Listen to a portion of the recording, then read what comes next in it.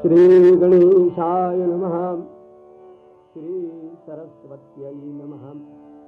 ब्रह्मानन्दं परमसुखदं केवलं ज्ञानमूर्तिं द्वन्द्वातीतं गगनसदृशं तत्त्वमस्यादिलक्ष्यम् एकं नित्यं विमलमचलं सर्वधी साक्षिभूतं भावातीतं त्रिगुणरहितं सद्गुरुं तन्नमामि।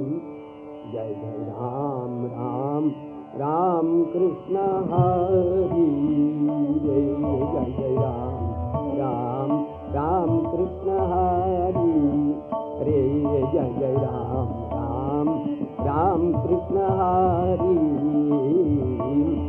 नवनीतसमं नवनीतप्रियं नवनीतसमं नवनीतप्रियं नवलविनोदविहारी नवलविनोदविहारी कृष्ण हरि जय जय राम राम राम कृष्ण हरि जय जय राम राम राम कृष्ण हरि शरणागत दीनां शरणिनेनि शरणागत दीनां शरणिनेनि करुणां दृष्टि हारी करुणां दृष्टि हारी कृष्ण हरि रे जय जय राम राम राम कृष्ण हरि जय जय राम राम राम कृष्ण हरि कुंडलीकवरदहारि विठ्ठल स्वधर्म विरक्ते स्वधर्मते भक्ति स्वधर्म विरक्ते स्वधर्मते भक्ति स्वधर्मे विश्रांति पारलोकी स्वधर्मे विश्रांति पारलोकी ऐसे वर्म कोणी जाणे भाग्यवंत ऐसे वर्म कोणी जाणे भाग्यवंत तेथे हा अनंत वास करी तेथे हा अनंत वास करी तेथे हा अनंत वास करी ऐसे वर्म कोणी जाणे भाग्यवंत ऐसे वर्म कोणी जाणे भाग्यवंत तेथे हा अनंत वास करी तेथे हा अनंत वास करी कुंडलीकवरदहारि विठ्ठल ज्ञानदेव तुकाराम। या अभंगात तुकाराम महाराज म्हणतात की मानवी जीवाला इहलोकी उन्नती आणि परलोकी सद्गती असा दुहेरी लाभ करून देणारा म्हणजे हा स्वधर्मच आहे। वास्तविक धर्म या शब्दाचा उपयोग केवळ पारलौकिक सुखाचा मार्ग या अर्थानच करण्यात येतो। तुझा धर्म कोणता असा ज्यावेळी एखाद्याला आपण प्रश्न करतो तेव्हा केवळ पारलौकिक कल्याणासाठी तू कोणत्या मार्गाने जातोस, वैदिक बौद्ध ख्रिस्ती महम्मदी का पारशी असं त्याला विचारण्याचा आपला उद्देश असतो आणि त्याचप्रमाणे तो उत्तरही देत असतो। परंतु नित्य व्यवहारात मात्र स्वधर्म या शब्दाचा अर्थ इतका संकुचित नसून फार व्यापक आहे आणि तो म्हणजे राजधर्म प्रजाधर्म ज्ञातिधर्म कुलधर्म इतकंच नव्हे तर मातृधर्म पितृधर्म मित्रधर्म इत्यादी। म्हणजे नीतिबंधनाने युक्त अशी जी प्रत्येकाची कर्तव्य त्या कर्तव्यांना धर्म हाच शब्द लावण्यात येतो आणि याच धर्माला स्वधर्म म्हणजे स्वतः आचरण करण्याचा मार्ग असा त्या वेळी धर्म या शब्दाचा अर्थ अभिप्रेत असतो। महाभारतात देखील आचार प्रभवो धर्म असं म्हटलं आहे ते याच अर्थाने। धर्म या शब्दाचा अर्थ फार व्यापक आहे असं मी आत्ताच सांगितलं। कारण जगातील सर्व धर्माना सारखे मानणार म्हणून आपण मला वाटतं धर्म या शब्दाऐवजी नीती धर्म असं म्हणणं योग्य होईल. माफ करा हं, हे विषयांतर नसलं तरी मर्यादातिक्रमण वाटण्याचा संभव आहे. क्षमस्व. महाभारतात बहुतेक प्रसंगी धर्म हा शब्द व्यक्तीचं तत्कालीन कर्तव्य याच अर्थी लावण्यात आला आहे. परंतु हा स्वधर्म म्हणजे प्राप्त कर्तव्य आचरण करते वेळी असे दुर्धर प्रसंग येतात की नहि सर्वहितः कश्चिदाचार संप्रवर्तते, नहि सर्वहितः कश्चिदाचार संप्रवर्तते, तेनैवान्यः प्रभवति सोपरं बाधते पुनः, तेनैवान्यः प्रभवति सोपरं बाधते पुनः. म्हणजे सर्वांना सर्वकाल एकसारखा हितकर असा आचार सापडत नाही.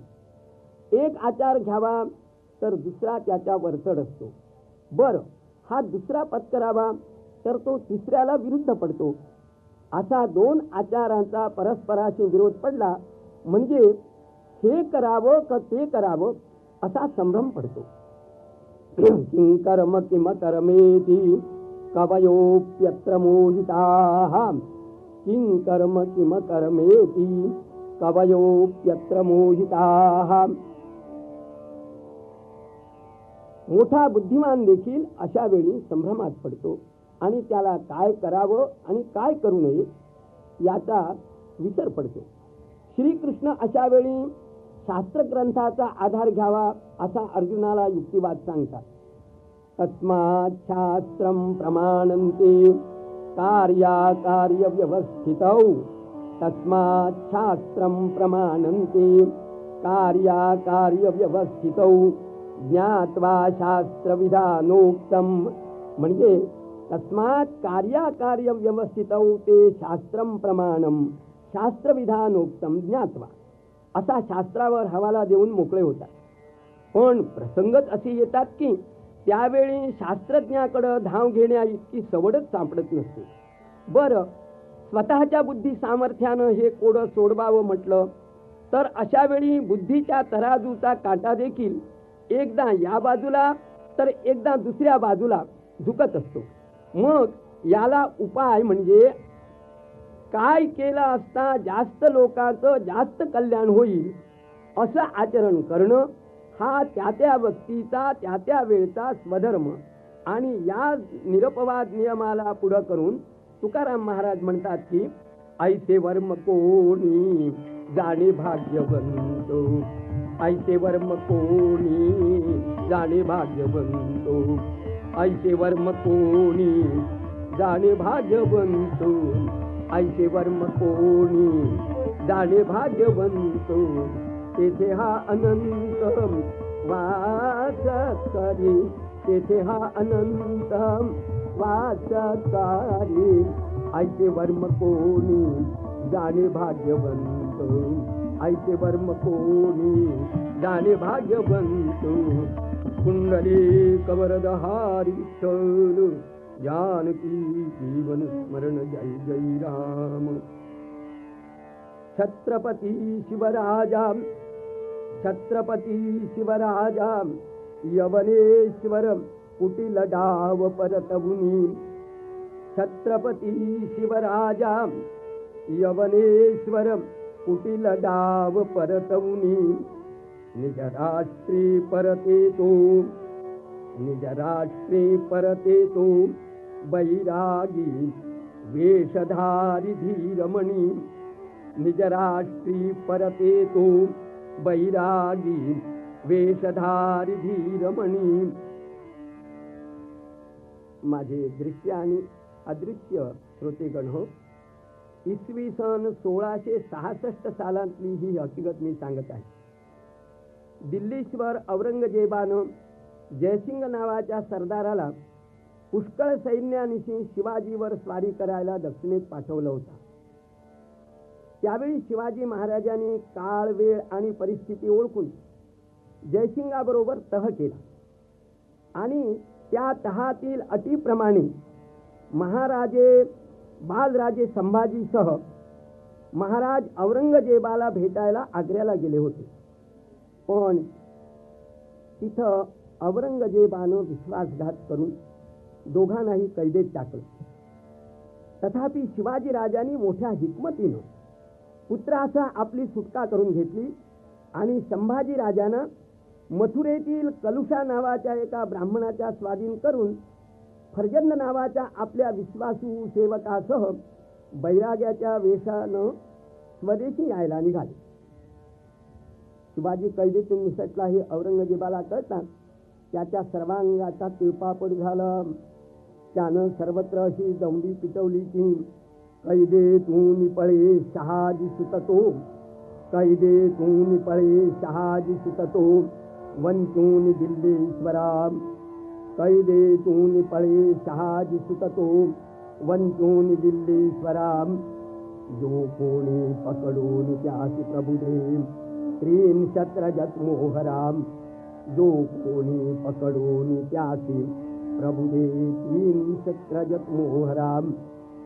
ऐसे हे विपरीत वृत्त श्रवणी आले जनाच्या परी, ऐसे हे विपरीत वृत्त श्रवणी आले जनाच्या परी. आनंदे खलनासती न इतरा वार्ता गमेती बरी, आनंदे खलनासती न इतरा वार्ता गमेती बरी.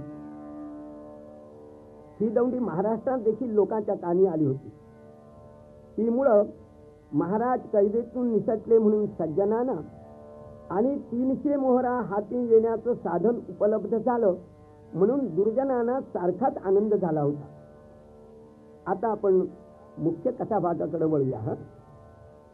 पाडळी नामे ग्रामी, पाडळी नामे ग्रामी होता सच्ची लये कविप्रवरू.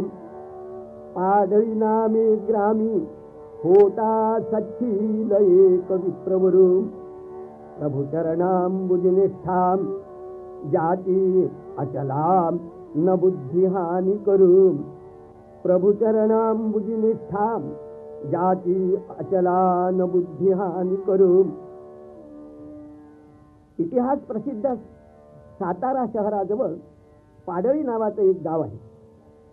तिथे एक ब्राह्मण राहत होता. त्याची पत्नी देखील त्याला अनुरूप अशीच होती. तत्सुत माधव नामे, तत्सुत माधव नामे जो गुणधीताम समुद्र सामान्य. तत्सुत माधव नामे जो गुणधीताम समुद्र सामान्य. भार्या रमा तयाती पतिधर्म परायणाम असामान्य. भार्या रमा तयाती सतीधर्म परायणाम असामान्य. त्या ब्राह्मणाला माधव नावाचा विद्वान सदाचारी असा एकुलता एक मुलगा होता आणि त्या माधवाची स्त्री रमा नावाची पतिसेवा परायण, विनयादी गुणाने मंडित आणि अत्यंत रूपवान अशी होती. असं ते धर्मपरायण आदर्श कुटुंब गरिबीत का होईना पण सुखानं कालक्रमण करीत होतं. परंतु दुष्टदैवाला ते त्यांचं समाधान असह्य झालं म्हणूनच की काय त्यानं एक दुष्ट घटना घडवून आणली. ती अशी, विप्रसुता झाला भ्रमदारुणम, विप्रसुता झाला भ्रमदारुणम. तापवे तद्देहालाम, तापवे तद्देहालाम.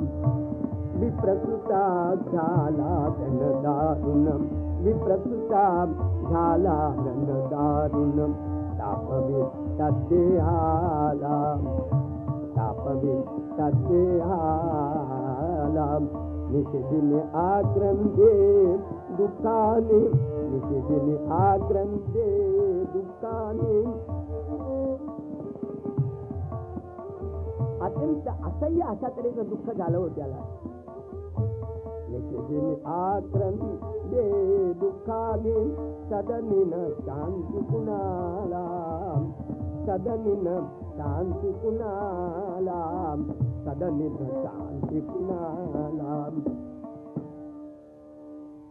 माधवाच्या पाठीला एक स्फोटक झाला आणि थोड्याच दिवसात तो फुटून त्याचं रूपांतर व्रणात झालं. त्या व्रणाच्या वेदना असह्य होत असल्यामुळं माधवाला झोप नाही की भूक नाही. तो एकसारखा आक्रोश करू लागला. ती त्याची अवस्था पाहून घरातील माणसांचं काळीज सुटत होतं. बिचाऱ्या रमेच्या दुःखाला तर सीमाच राहिली नव्हती. विप्रे केले उपचारू, विप्रे केले उपचारू, परी व्याधी न शमे साकारू, परी व्याधी न शमे साकारू. लोक म्हणती कर्मघोर, तया बापुड्या रमेचे. लोक म्हणती कर्मघोर, तया बापुड्या रमेचे. तेथे असे हकीम थोर, तेथे असे हकीम थोर, भिषक विद्येचा कुबेर, भिषक विद्येचा कुबेर. तया प्रार्थी द्विजवर, प्राणरक्षणी पुत्राच्या. माधवाचा पिता त्या हकीमाजवळ औषध मागायला गेला तेव्हा हकीम म्हणे ब्राह्मणाची, जरी पाहिजे औषधाची. हकीम म्हणे ब्राह्मणाची, जरी पाहिजे औषधाची. 300 रौप्य मुद्राची आधी देई आणोनी. 300 रौप्य मुद्राची आधी देई आणोनी. हकीमानं एवढा मोठा मोबदला आणि तो देखील आधी मागायचं कारण म्हणजे ब्राह्मणाचं दारिद्र्य लोक विसरत होतं. ब्राह्मण म्हणतो, हकीमजी मी अत्यंत दरिद्री आहे, एवढी रक्कम मी कुठून आणू? केवळ भूतदया म्हणून माझ्या एकुलत्या एक मुलाचे प्राण वाचवाल तर मी आपली सेवा जन्मभर करी, मला एवढी भीक घालावं. असं म्हणून त्या अगतिक ब्राह्मणानं त्या हकीमाचे पाय घट्ट धरून आपल्या डोळ्यातील उष्ण अश्रून ते धुवून काढले. परंतु त्याच्या पाषाण हृदयाला दयेचा यत्किंचितही पाझर फुटला नाही. आहा, परोपकाराचं पवित्र साधन म्हणजे भिषक विद्या, की जी धनिकापासून दरिद्र्यापर्यंत सर्वांना शारीरिक दुःखापासून मुक्त करून त्यांचे धन्यवाद मिळवून देणारी देवता. पण हे कितीशा तज्ञ लोकांना पटत असेल ईश्वराला माहीत. असो, हकीमानं धुडकावून लावल्यामुळं ब्राह्मण हताश होऊन घरी आला आणि आपल्या पुत्राचं निधन पाहण्यापेक्षा देवाजवळ धरणं धरून स्वतःच्या देहाचा नाश करावा असा त्यानं निश्चय केला. जवळच श्रीरामाचं मंदिर होतं. त्या मंदिरात गेला आणि श्रीरामाजवळ धाय मोकळून म्हणतो, काय करू जगदीशा हर हर. काय करू जगदीशा हर हर. काय करू जगदीशा. आता सांगा तुम्ही मजला, काय करू जगदीशा. काय करू जगदीशा. आता सांगा तुम्ही मजला. एकती पुत्राचे वंशात, एकती पुत्राचे वंशात. दारुण स्फोटक होई त्यात, दारुण स्फोटक होई त्यात. नसले यत्न दुःख शमनाच, नसले यत्न दुःख शमनाच. झाली घाव दैव कसा. हर हर काय करू जगदीशा. हर हर काय करू जगदीशा.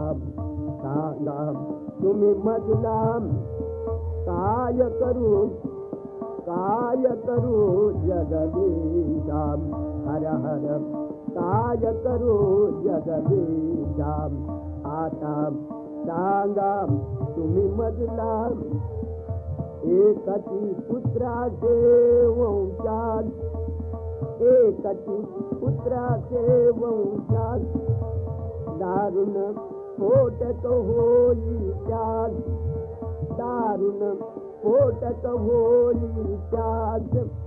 नसले यत्न दुःख शमनाच, नसले यत्न दुःख शमनास झाली घाव दैव कथा झाली घाव दैव कथा हर हर काय करू जगदीशा हर हर काय करू जगदीशा.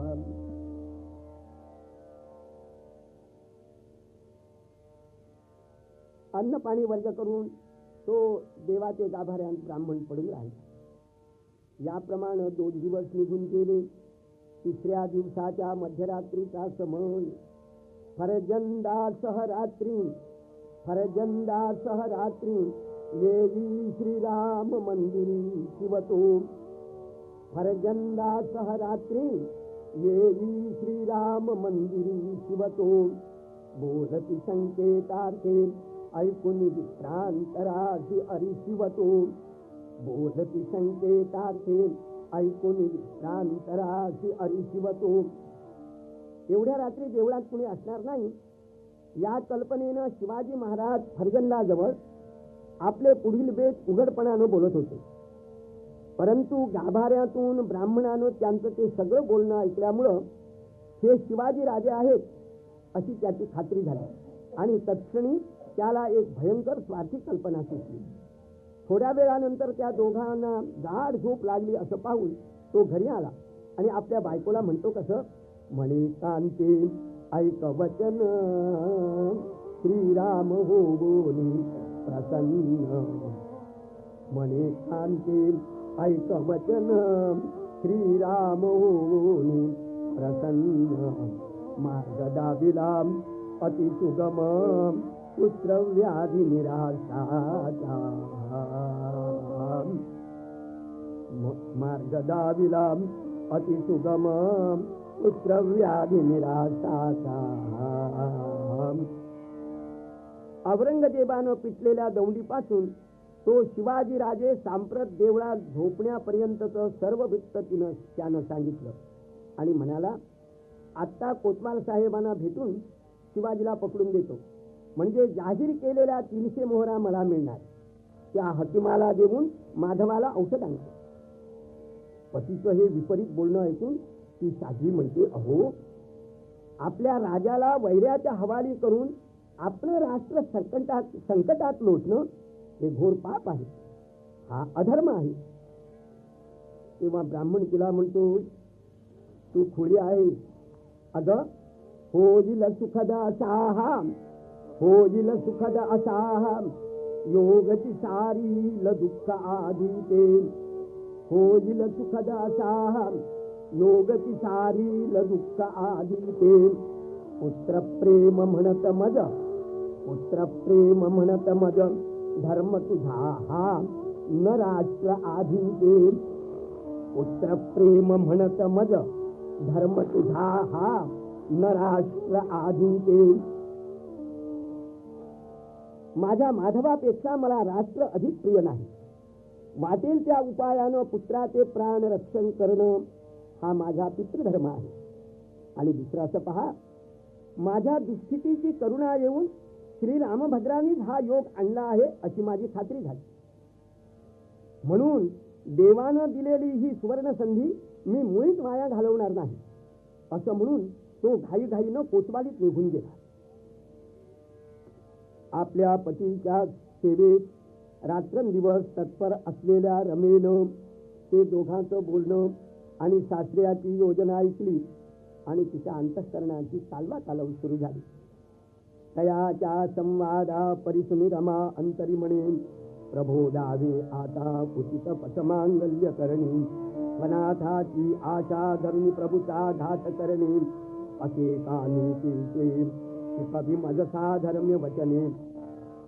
तिनं क्षणभर डोळे मिटून घेऊन हृदयस्थ जनार्दनाची निर्णयात्मक वाही घेतली आणि श्री राम मंदिरात जाऊन शिवाजीराय म्हणजे परमेश्वराचे अंश आहे या पवित्र भावनेनं त्यांच्या पायाला स्पर्श करून त्यांना जागं केलं आणि त्यांच्यावर येत असलेल्या भावी संकटाची त्यानं कल्पना करून दिली. जरा गोंधळलेल्या परिस्थितीत महाराजांनी तिला विचारलं, मुली तू कोण, कुठली आणि तुझं नाव काय. रमेनं आपली थोडक्यात पण सर्व हकीकत सांगितली आणि पदर पसरून म्हणते, शिवराया दैवता रमा, शिवराया दैवता रमा, विनवितेश्वराश्रयिता तुम्हा, विनवितेश्वराश्रयिता तुम्हा, प्रियदरी तिलकमज भालिका, प्रियदरी तिलकमज भालिका, विधबुका हिंदभू दीपता, विधबुका हिंदभू दीपता, स्वतःच्या सुखाची न वाटे तमाम, स्वतःच्या सुखाची न वाटे तमाम, शिवराया दैवता रमा. राष्ट्रावरती तिची ही निष्ठा पाहून महाराजांना गहिवर आला आणि सद्गदी शिवरायो म्हणे माझी तूच माय, तीनशे मोहरा देऊनी पाय, धरिती अत्यादरे तिची. महाराजाने आपल्या झोळीतून 300 मोहरा काढून तिच्या पायावर जवळ ठेवल्या आणि भक्तिभावानं वंदन करून महाराज फर्जंदासह तिथून निघून गेले. रमेनं त्यावेळी जे आचरण केलं तेच खरं स्वधर्माचरण आणि याच स्वधर्माची महती तुकाराम महाराज अभंगवाणीनं सांगतात. तुका म्हणे जो काम स्वधर्मी कराचम, तुका म्हणे जो काम स्वधर्मी कराचम, तेथे हा अच्युतम शिक्षाचे, तेथे हा अच्युतम शिक्षाचे. तुका म्हणे जो काम स्वधर्मी कराचम, तुका म्हणे जो काम स्वधर्मी कराचम. कुंडली कवरदा हरी विठ्ठल ज्ञानदेव तुकाराम. श्रीपाद श्री वल्लभ श्री गुरुदेव दत्त. जय जगदंब उदयोस्तु.